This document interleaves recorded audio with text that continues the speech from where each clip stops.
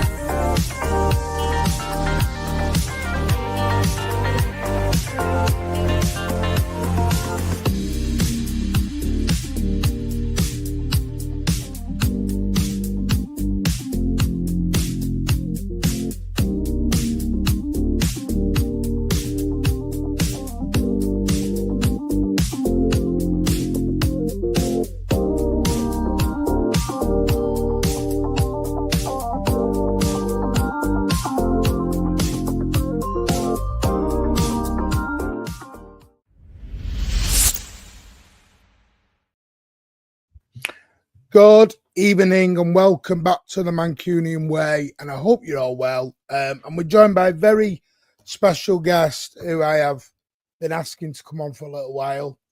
We finally got him. I thought today would be a really good way for him to come on. You all know who it is. The man who knows a lot all about all this, Stefan Borson. Good evening, Stefan. Thank you for joining us. Evening.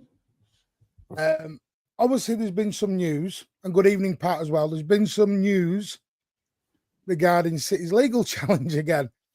We're at Groundhog Day again.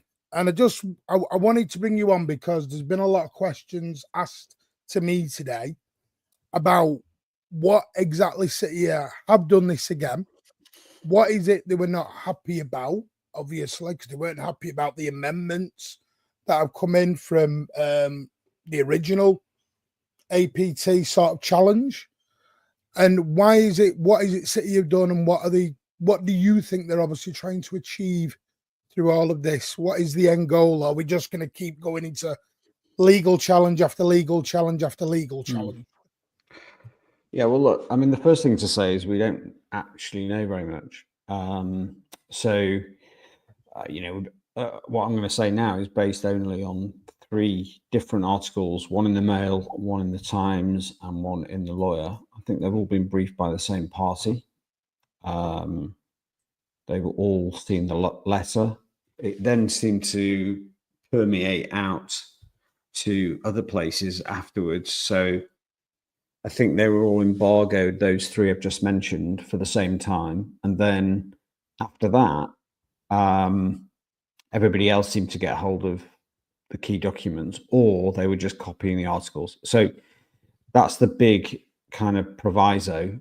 We don't really know. Now, the odd thing is that what you would have ordinarily expected to happen is that they would have waited for this further determination, which is pending any day now in respect of the initial APT case.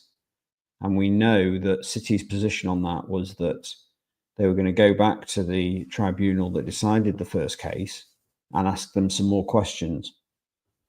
And one of those questions was going to be, do you believe that all of the APT rules now are unlawful and void, and therefore the whole thing needs to be ripped up, and the Premier League needs to go back to the drawing board and come up with something that is lawful? What the Premier League did in November, we all know, is that they put a hastily prepared set of amendments that they say remedied the problems that were found in the first APT hearing. And we know that got voted through 16-14, despite City saying very clearly that they believed that everybody should wait for this further determination, which they're still waiting for, but is now imminent. And we know that Villa also supported City's position in writing, and two other teams, Newcastle and I can't remember, Forest, I think, Forest, voted with City. So those further amendments were made, and what that effectively did was it reined back most of the changes that had been made post December 2021. So it got rid of a whole load of some minor stuff, but some more significant stuff about the burden of proof being on the clubs to prove fair market value. But the most important thing City say that it did in those changes was it introduced the need to assess for fair market value shareholder loans. So historically what happened is a number of teams had put in place a shareholder loan into the club for, in some cases, hundreds of millions of pounds, charged no interest at all, and nobody said anything about that.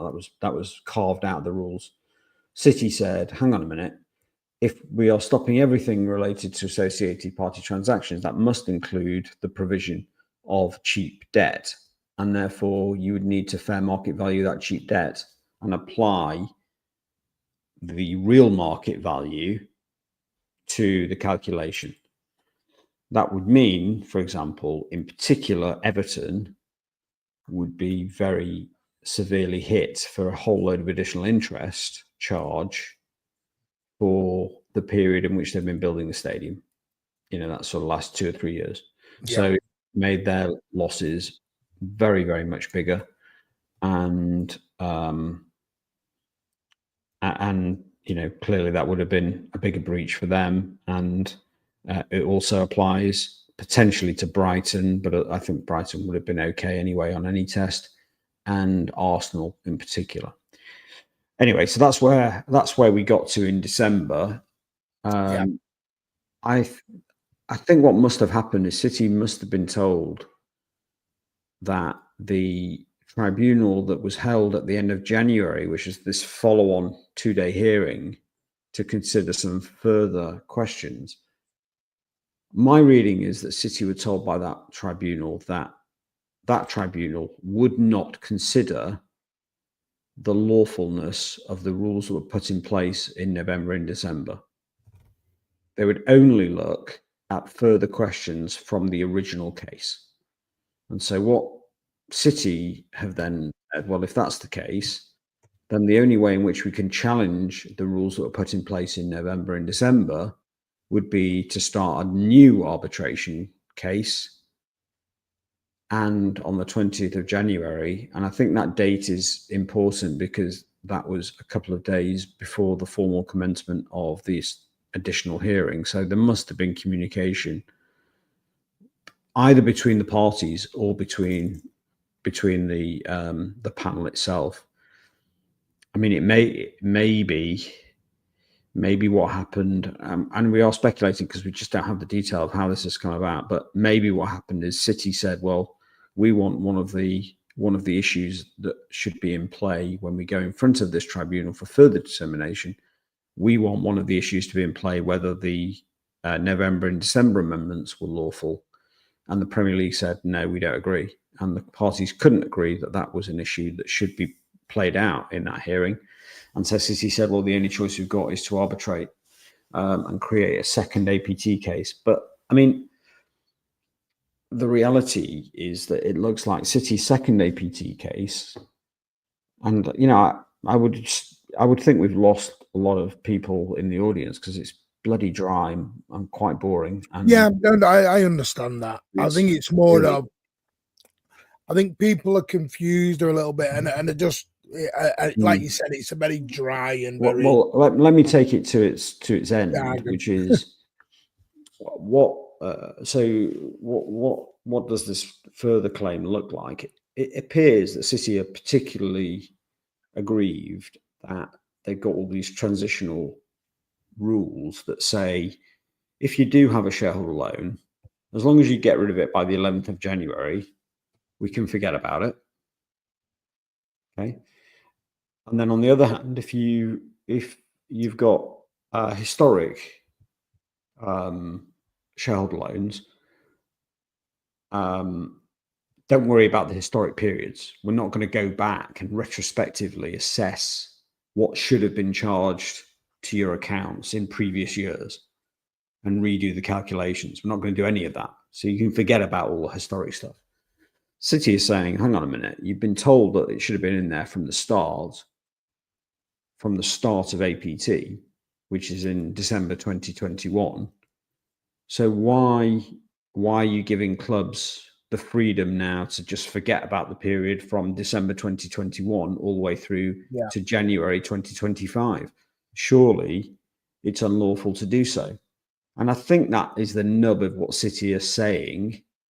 Now, the problem with it is I don't know where it takes City, particularly, aside from causing everybody quite a lot of inconvenience, which might be the strategic choice. I don't know, because ultimately, let's say, first of all, I doubt that the panel, when it's effectively, so there's two things. First of all, I doubt the APT panel, APT1, when they come up with their further determinations, I doubt they will say that the natural conclusion of our findings on APT1 are that all of the APT rules are null and void because of the things that we didn't like that we told you about in October, whenever it was.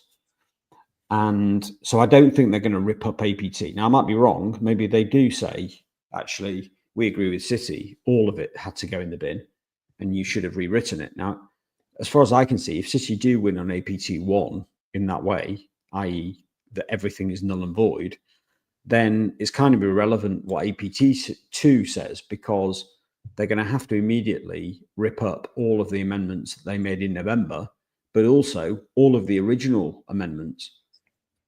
They're going to have to basically rewrite APT from scratch. Do you think that's what City wanted, Stefan? Do you think they wanted not really, and to go right back and redo? Well, I think ideally they would like no APT rules, ideally, but that's not what APT, the decision in APT1 was suggesting. The decision in APT1, I know City don't agree with this from the letter that they sent, but to me, there was a level of endorsement around APT within the original APT decision.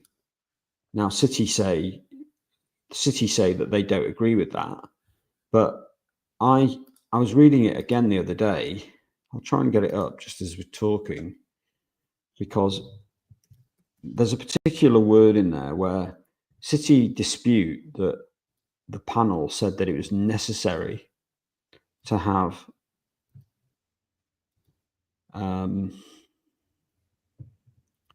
these additional rules. Just trying to find where it says it. So I might not be able to find it as we go, but no, it's fine. I'll come back to it if I find it. But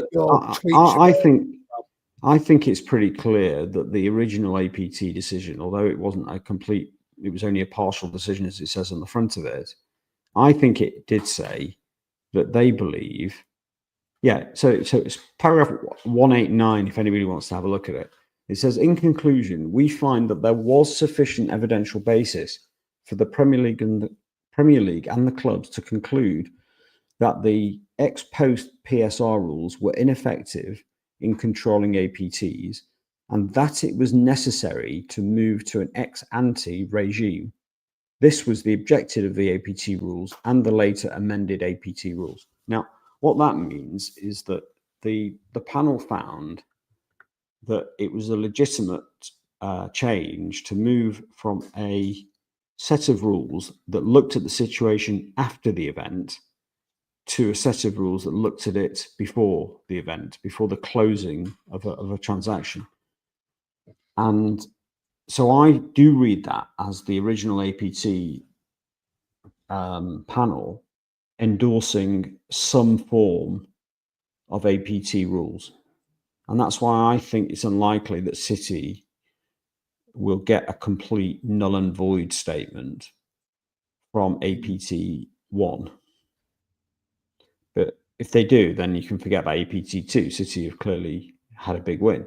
Now, the problem, even if that happens, is that all that then presumably happens is the Premier League scuttle away and produce a set of rules that look a lot like the rules that they just put in place in November, except maybe they do something that's a bit more favourable in terms of City's approval on the shareholder loans. But we know that the vast majority of the APT rules are going to be said to be okay by an APT panel of some sort after APT 1. Because of what I just said, because it says in there, we do agree that it's necessary because of all the things that, all the problems with with related party transactions. Because of all of that, we agree, and this is what the panel effectively said, in my view, that it is necessary to have an APT system of some sort. So I don't think so. When you ask what was City's ultimate aim, I think City's ultimate aim, clearly, if they'd won on everything, there would be no APT rules, and we'd have gone back to the situation before December of 2021, before the Newcastle takeover, and we'd have had just related party, and City say that none of the sponsors that we know about, those Etihad and Etisalat, that City say none of those are related parties. So, but City didn't win on those points. They won on certain points, particularly around the extension of the December 2021 position with all of the February 2024 additions, but they didn't win on a complete knockout of all of APT, except we still have to wait and see the outcome of the 2-day hearing that happened a couple of weeks ago. Now, in the meantime, City say, well, let's say, I think what City are doing is reserving their position effectively in the event that they lose APT 1 further determinations. And if the further determinations say, actually, we don't think everything was null and void, we think that what you need to do is amendments that take out the offending clauses. And if you do that, then it shouldn't make everything null and void. If APT 1 says that, and the Premier League say, well, we think that the November changes that we made were fine, then City can say, well, we'll see about that, because we're already 2 weeks into a process to challenge quite specifically the November changes. So I think overall it's a sort of backup on APT 1. It's a follow on and a backup. Now, the other thing that I think is important is I don't really get where City are ultimately going on the shareholder loan position, because it won't make any difference for Arsenal's numbers. It won't make any difference for Brighton's numbers. It might make a difference for Everton's numbers, but are we really saying that the Premier League should go back and recalculate all of the numbers for all of the historic years and recharge them for those periods that have already gone? Well, I really doubt that's A, what City want, B, what happens, and C, even if they end up going through a process of charging, that any independent commissioner is going to say, well, it seems to us that it's really good mitigation that the rules at the time that they were complying with didn't even say they couldn't do this. So how can you say that they've breached anything when what they did wasn't even against the rules? And I think that would be a very strong argument. I can't see that any independent commission is going to say, oh, well, you've had an advantage. Well, they didn't even know that they weren't allowed to do it because the rules didn't say they weren't allowed to do it. So I don't see where it ultimately goes, even if City are right that all of the retrospective loans should have had more interest on them. I just don't. This is only an accounting issue. This is not really about pounds and pence because they're paying their owners. So nobody's going to. You can just write off the additional money. It doesn't make any difference. Yeah, that's what I was thinking of. What is the overall? Because correct me if I'm wrong. They've not even heard that tribunal. Have they sat and actually gone through the original one? I think they've had the follow on. Yeah, there was a 2-day hearing, not last week, but the week before, I think. Right. That's what all the media said. But it was only a short hearing, so most of that will have been decided on whatever they put in writing. So they'll have done 20 pages each of skeleton arguments, and then they'll have done some oral. One of the reasons why I want to bring you on, because you probably hear this a lot. There's a lot of confusion between this and the 115, and I've always believed it's a very separate issue. Now, correct me if I'm wrong. I'm going to go on a little research I've done. Because Bebo does, I say, appreciate the £10. You didn't need to do that, Bebo, but thank you. Do you think it could be possibility that some of the charges we've been accused of will need to be redrawn if it's found it's been historically unlawful? No. And no, I don't think so.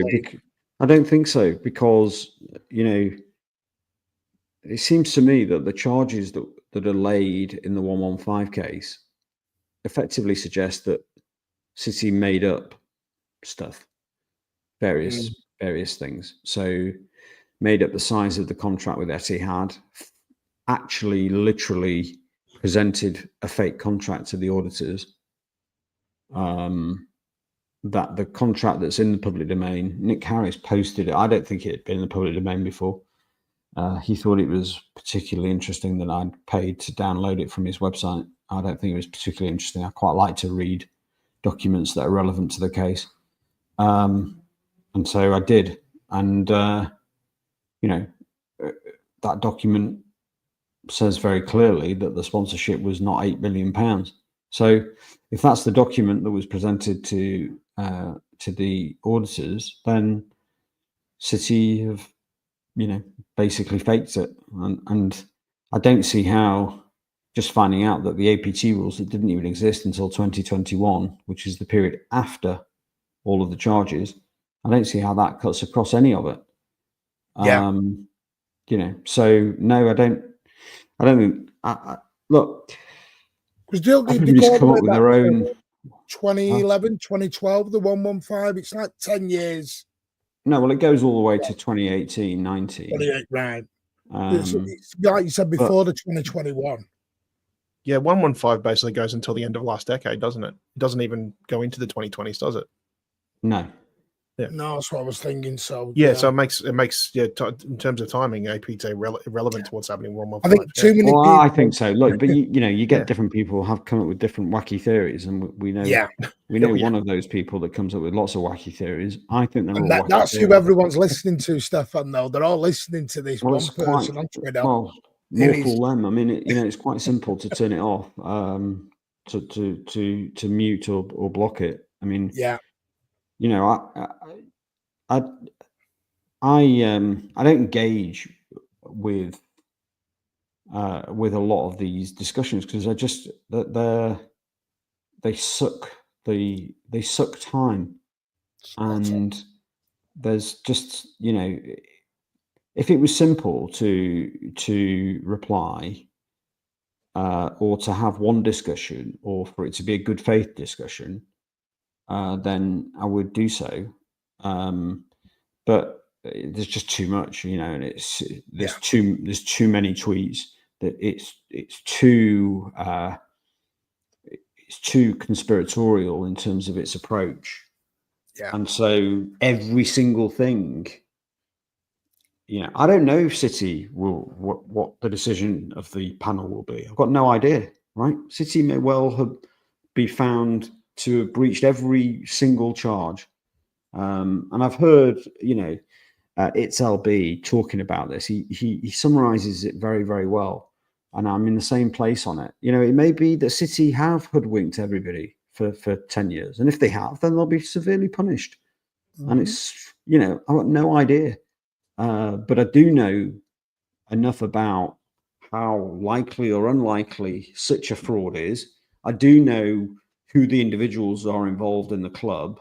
I do know the signals that are being given in terms of the spending and in terms of the development of the stadium, in terms of spending 200 million quid in a January window when you just don't have to, right? So we might all think as fans standing there, oh my God, we have to spend 200 million quid. Right. But the reality is they didn't need to spend a penny. Right. Because there are bigger things than what the team is doing on the pitch in the last 5 months of a season. So they are clearly confident. I mean, I've said it publicly, not because I don't even think it's particularly controversial. You don't go out and build a £400 million new stand and hotel and then layer on top of it 200 million quid of new players, plus, I don't know, maybe 30 million quid of salary cost, plus on top of that, do nothing about your existing salary cost, which is about 400 million quid. You don't do all of these things if you are feeling really, really nervous that you're just about to get basically the biggest punishment ever known in world football. So, but completely, I have no inside information on it at all. Yeah. I have no idea. They may well be guilty of everything. Yeah, and that's what I've always said. It's we'll know when we know. It's a very, because I've always said exactly, because I've followed you and listened to you, and I've always said listen to other people. If City get done, people say, just a little bit of a fine. This is huge. What we've been accused of, like you said, it's perjury, it's fraud, it's so many huge things. You can separate some of them. I mean, look, non-cooperation is just not in the same realm. No. Of seriousness, right? But the serious stuff is super serious. It's not, like a little bit serious. It's super serious. And look, I've said all of this stuff a million times. The problem is people don't listen, right? So they hear what they want to hear. And that's probably the same whether it's a City fan or whether it's a non-City fan. People hear what they want to hear. And, certainly fans of other teams just think, oh my God, he said they're innocent again. Or he said, I literally have said every time. Yeah. If City are found guilty of this, they are getting very, very severely punished. And there will be no escape. There'll be no let's try and negotiate around the edges.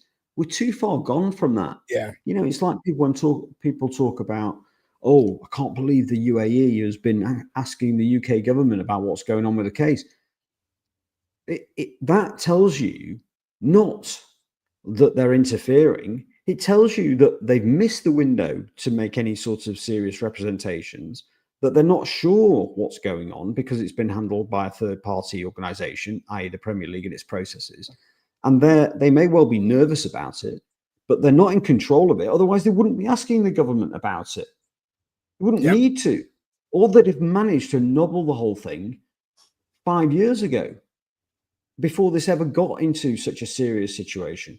So, people, but as I say, people believe what they want to believe and hear what they want to hear. I think it comes back we to will see. The two things I think are separate. I do think the APT thing is separate from it. I don't think it relates to City trying to, another one of these wild theories.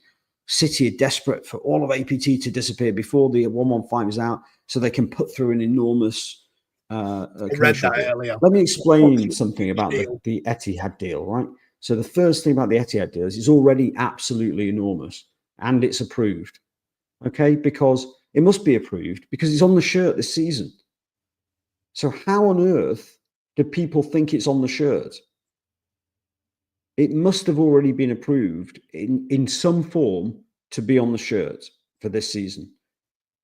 That's the first thing. The second thing is when a an associated party transaction is refused to be sanctioned, it doesn't mean you can't do it at any level. What they're saying is you can't do it at the level that you've asked for, but if you come in at this level, it will be approved. And a number of transactions were shown in the APT1 case to have been effectively approved after adjustment down. So it's quite possible that City could have come back and done a deal, and maybe have done a deal where they've done a 10-year or whatever Etihad sponsorship that was just at a slightly lower level. It might have been 10% lower. Its compounded annual growth rate might have been not 5%, but 3%. Now, these sorts of numbers don't sound that big, but I did. It was probably, again, overly complicated, but I did a side-by-side on it a while ago on Twitter, if anybody wants to see. Just looking at the difference, because if you look at the first APT decision, what it seems to say is that the big issue with City getting approval was about the growth rate that they were using in the later years of the contract. So as I read that, what was happening was that you had, let's say, for the sake of discussion, this current season was £100 million Etihad deal. And in the contract, it said it goes up for 3% each year, you know, broadly in line with inflation or broadly in line with what they're trying to do on season tickets, that sort of level. And then maybe it said in year 5 to 10, it was going up by 6%. Yeah. Now, what happens when you do, and this is what I've been talking about on tickets a lot, what happens when you do the compounding of these growth rates is very quickly it starts to ramp up because of the effect of the compounding. It means that if the compounding is quite big, that percentage compound growth on the later years is quite big. It means that £100 million deal in this season, by year 10 of the deal, can become a £200 million deal. It can double it over 10 years. And I think, from what I can gather, it was the growth rate. And again, if people want to see this, it seems to be mentioned around paragraph 121. Yeah. Where they call it the escalator. And they say the value of rights over years, and then it's blanked out, which I read as, let's say, 5 to 10 of the transaction. Etihad, and these are all blanked out in a lot of these words that I'm reading out are blanked out in the actual document. But as I read it, it's Etihad had applied and then it's X percent, I would say, let's say 5% rate, as well as a further compound annual growth rate of blob percent in relation to certain IP rights, intellectual property rights. So I'm pretty sure that the key reason it was rejected was something around this growth rate stuff. But it's more than possible that City would have been able to say, well, okay, we won't have it at 5%. We'll make it 4% or 3%. And they'd have got approval. And maybe they have got approval for that. So the idea that they would go to war because there's no way they can get through any very big sponsorship deal is nonsense. They can get big sponsorship deals through. I think the reality, as uncomfortable as it is for certain people to hear it, is that City just genuinely don't believe the rules are fair and don't believe that the processes are right and don't believe that they're actually lawful. And therefore, they fancy challenging them. They can, so they will. It seems to me that that's the most likely scenario, because I don't. The other, and obviously, there's a bit of strategic, and there's a bit of, I think the optics. I think are also, they want to be seen to be big and strong and going to war with the Premier League, but they are clearly at war with the Premier League.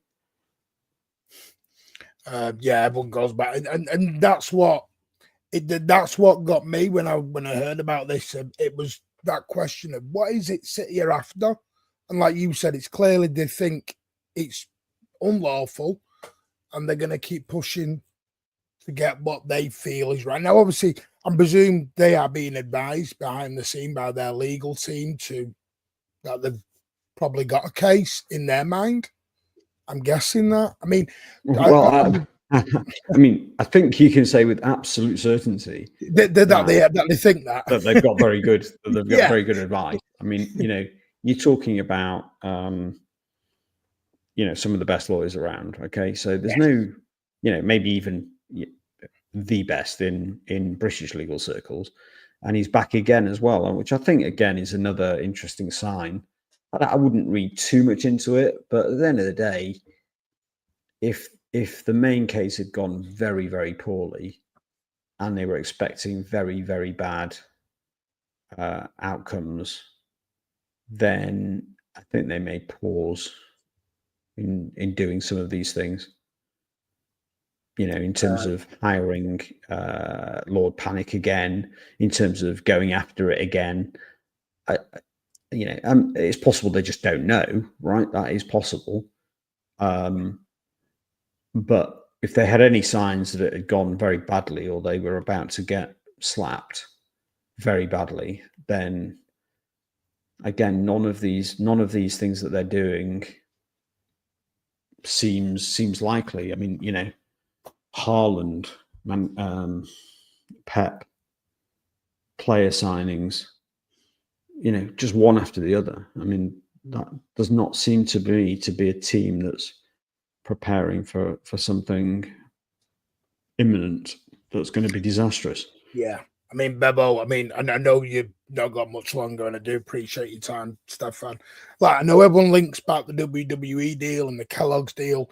That's why I said the APT and the 115 are separate, and that's issue at this. Well, they don't, you know, I mean, I think our commercial partners probably take a slightly different view, actually. They probably go, well, on the face of it, you know, this is the most successful club. They may well have been offered something that's an attractive commercial deal, I don't know, compared to the competition. And they will have, you know, they'll always have the necessary sorts of carve-outs that if their brand is brought into disrepute by the relationship, they'll be able to exit the contract without penalty. So they can always pull out. I don't think I'd read too much into the partnerships that we're doing. I think people are looking at the WWE one because of all the allegations on the other side from them point of view and what they're going through at the moment. And I think, because I don't know how that works, but people think WWE, they want to be seen as squeaky clean with all their allegations, and which I'm not going to go into. I don't know. I don't even know what the relationship is, but yeah, I think it's more of a merchandising deal. I think that's all it will be, though. I wouldn't read too much into that one. Yeah. I don't put that in the same category as building a £400 million stadium and hotel, putting 200 million quid into the team in January, not dealing with the wage bill. You know, there are lots of things that you would do, I think, or wouldn't do. Yeah. If you were about, if you thought you were about to go down for a long time. I mean, I'm not a businessman, but I would look at it. If they've spent all this money, like I said, £400 hotel extension, I would never look at it as good business practice of spending all that money and you're about to get seriously in trouble. It does show a sign of confidence from Manchester City side. Look, even beyond all of the spending stuff, they've said multiple times, and other people have said it, how confident they are. So irrefutable evidence was the exact well, I'm word. not so sure. I'm not so sure about that. That's more PR as far as I'm concerned. There's actually no such thing as irrefutable evidence. You know, and the problem, and people should have already noticed this just by reading various cases that have been involved in football. Almost everything is arguable. So almost nothing is irrefutable. Or arguable if you've got the right defense. I will say, because I know, Stefan, I know you're probably going to have to leave in a minute because I know you probably stayed on, and I do appreciate that. I presume everyone in the chat does follow Stefan on Twitter. He has got a brilliant explanation. He explains the City versus Premier League APT round 2 or 3 or 4, by the way, which I did like. I did like that little bit because, like, how many rounds are we going on this? This could be 8, 9, and 10 by the end. Well, that's something I wanted to ask you, Stefan, was look, going forward with these APTs, would City's intentions be that they want to continue to fight this until they come to a lawful conclusion based on UK law? Or would they be willing to make a compromise if they were, say, able to get like the 2/3 majority of clubs to agree to some sort of compromise on an APT on APT rules? Well, I think the position is they're not getting 2/3 clubs on their side, right? So I think If they did, City it'd take a got long to the time, point where they don't have that many friends around the room. I think that's clear. And the other part of it, of course, is that clubs will vote for what serves their purpose, and who can blame them? So what will City? I think it seems to me that they won't go on forever on these cases. They'll individually go and pursue things that they believe that they will win. So it doesn't matter that I say I don't think they're going to succeed. It's irrelevant what I think. I'm just giving you my opinion, and I can't even read the papers, right? Because none of it's public. So don't listen to me. I mean, you should assume the club thinks they're going to win, right? But the problem with that, of course, is that in every case, the parties that end up challenging and end up in court in the outside world, everybody thinks they're going to win. Otherwise, you wouldn't do it. And of course, only one side wins. So, there are situations here. I think particularly on the APT stuff where you could have a sort of score draw. But anyway, my point is, of course, they think they're going to win. Of course, they've had great advice. Yeah. And ultimately, what will they do? They'll carry on until they get to the position that they either are told that they're wrong. And I actually think that could come quite quickly on this one, to be honest. They get the further determination on APT 1, presumably in the next 2 weeks, maybe even on Monday. There was an article that came out this week that said they're going to hear on Monday, and it'll then be discussed on Wednesday and Thursday because there's a. Right. I didn't think of it that quick.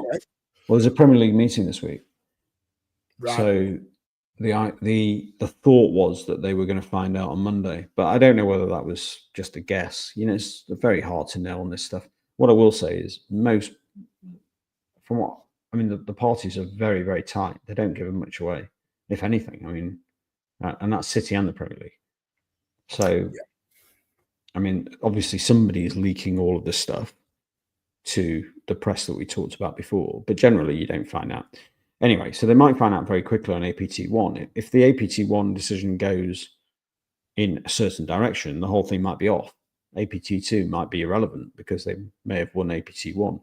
If they effectively lose APT1 such that APT1 says, well, we think that it was possible, we think that our original decision did not mean the whole of APT needed to be ripped up, then we'll go on to APT2, which is, okay, so what does that look like? What does a revised APT look like? And the question then for APT2 is, does it look like something completely different? Or does it look like what you've actually put in place in November and December?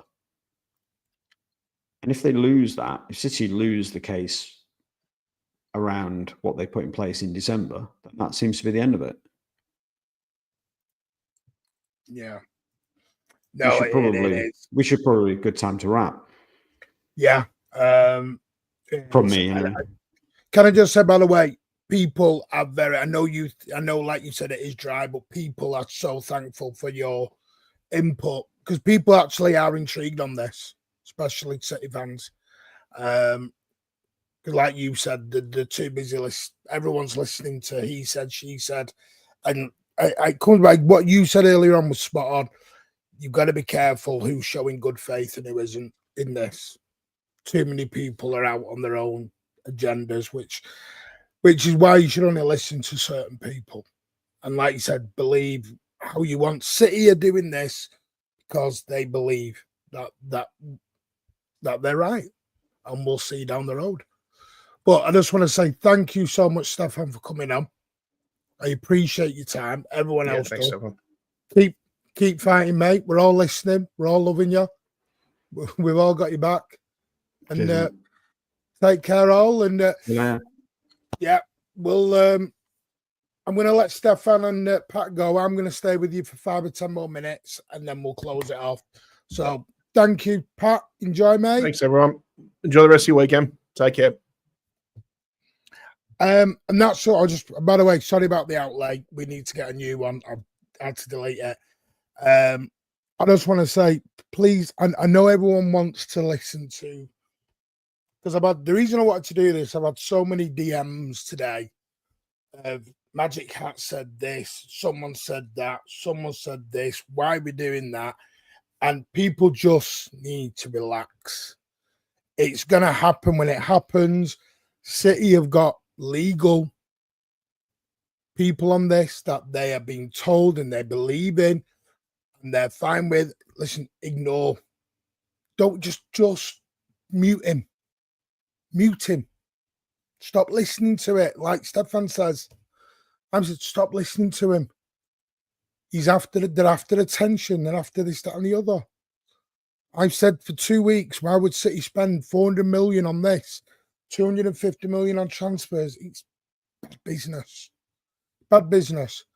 But yeah, we will be back. There is going to be a Twitter space where we'll do a bit of a Leighton Orient preview and chat about anything that you want. We're going to do that at 11:15. It is only a short one. I do apologize for that. It was done very last minute, and I want to thank Stefan again for giving up his time to come and have a chat this evening. And all it was just to explain it, because so many people are listening to the wrong things and they're panicking, and we're just going to relax. It is, Andrew, 200 million is peanuts.